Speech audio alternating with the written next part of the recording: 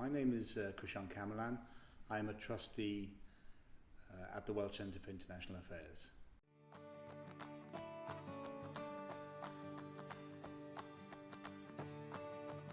I was very fortunate, looking back, to be able to go to the previous USSR in 1989, just some 4 months before the fall of the Berlin Wall, on what was called a peace camp. But the principle of the peace camp was similar to the work camp and the work camp movement.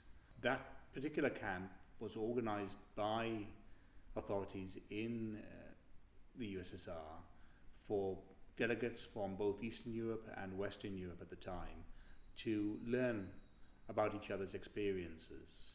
Little did we know how quickly things would change politically some months later. I still remember people talking at the time saying that the Berlin Wall would stay up for another 40 years. But then that was people, around the age of 18, which I was at the time. So we weren't really informed by life experiences. But it was very much working on the principles of the work camp in these two groups of people behind the Iron Wall. It was Iron Curtain, as it was called at the time, in Eastern Europe, and people in Western Europe didn't really mix, have an understanding of each other. It was a good 10 years before the internet came about, so information was limited. What happened, I can very clearly remember going on the work camp. I was about to go to university, and there were people at my university who were already there on the work camp, and some involved in groups like Amnesty and so on. And they were trying to outline concerns over freedom and human rights issues in various parts of Europe. That particular experience, and I'll come on to other experiences as well, I think was hugely influential, just because 3 to 4 months later I was seeing the Berlin Wall coming down in real time on television. And at the time I couldn't process it. For me, obviously, at the time I just thought, yes, this is unusual. But it brought home to me how influential, I'm not saying that that particular work camp had a direct impact, but I was just thinking, especially for those who come from Eastern European countries and from the USSR, they had to adapt to a very quick change in mindset over that time. And likewise, we had to. What the work camp influenced me about was going back to the principles of the international movement, about the cooperation between former soldiers who had fought each other in the First World War. Was, at that time, it was called the Cold War. And all of that was essentially between governments. Peoples didn't really understand each other and maybe had prejudices and very strong opinions about each other. Being on a work camp together just demonstrated the commonality of humanity, that we wanted similar aspirations. It also led to an interest in internationalism, European affairs. I've been fortunate to be one of the few people now, I suppose, as a British official who could say that they worked in the European Commission for a short amount of time. So all those kind of things, all those, were all related, I think, to my early experience. A work camp several years later that I led, that was a camp at what's known as the International Eisteddfod in Llangollen, North Wales. That's an international and an annual singing and cultural festival where I think it's been going since the end of the Second World War. So the timing is interesting as well. So building on those kind of principles of reconciliation. I led a relatively small team of about 6 of us, helping with just support during the Eisteddfod. So I can remember the team now. There was an American lady, there was French and German males, myself and my sister. So I can clearly remember that particular work camp of 5. We worked, I think, for the 2 weeks. Sorry, I think it was a week actually, a week-long festival. Just providing the kind of support you needed. Again, this was in the mid-90s, so again during a pre-internet age, and a lot of reliance on information supply as well. So giving out leaflets, that's the way that people could get around the site. You had the international elements, so there would have been a number of people whose first language was certainly not English, or who needed assistance in getting around. So the third work camp was I was relatively old. I think I was 30, possibly the oldest member of the group. I went to Alsace for a 3-week project. And firstly, I want to unpack the Alsace because I think this is very relevant in the context of work camps.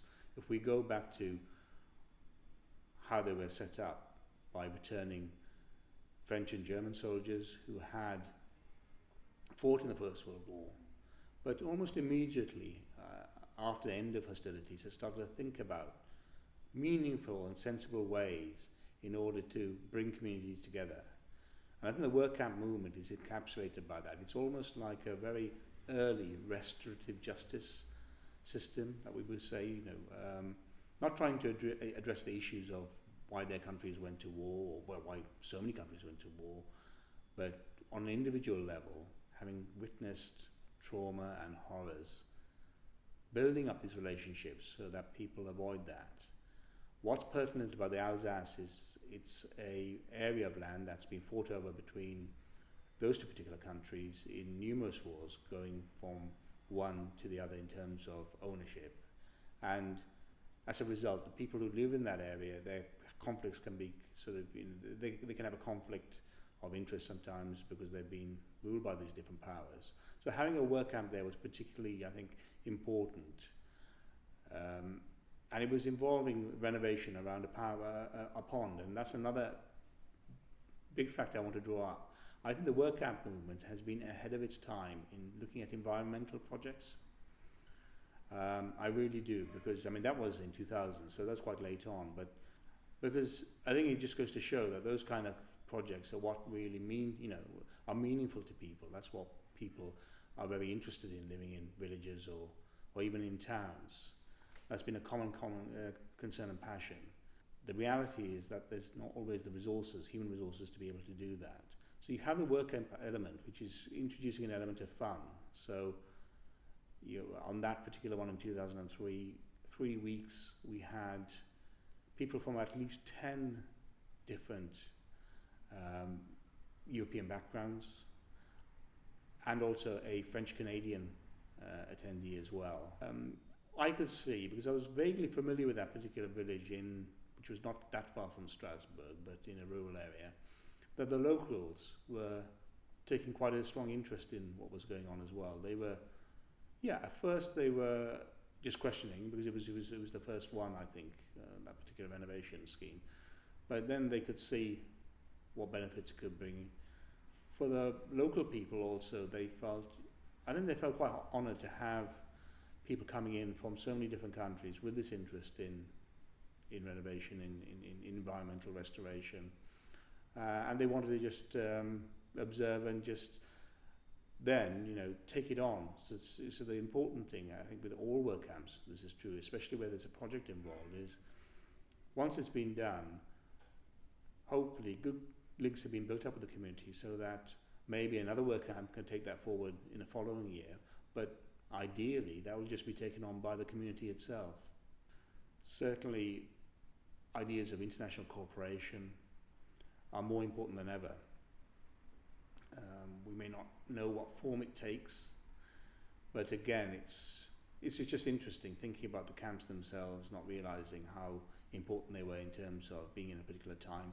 As of today, there's a lot of uncertainty, but I think all of us would want to see a proper sense of international cooperation, a lack of distrust amongst various groups. How do you do that? You do that really by actively mingling with different groups of people, arguably almost being forced to do so. Dare I say, people sometimes say, well, they go on holiday and they come across different groups of people, but unless you are really engaging with another person, you just see the person as the other. The work camp is unique in that, being very honest about it, it's quite basic structure.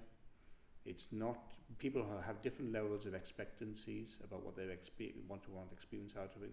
But I think that's what the great strength is, because there are some tailor-made projects these days where experience of international work, how can I say, sometimes slightly is slightly sort of protected, that everything is done for the person. Sometimes you hear of schemes where a taxi or private transport will pick somebody up from their house, take them to the airport, from the airport then take them to wherever they're going to work.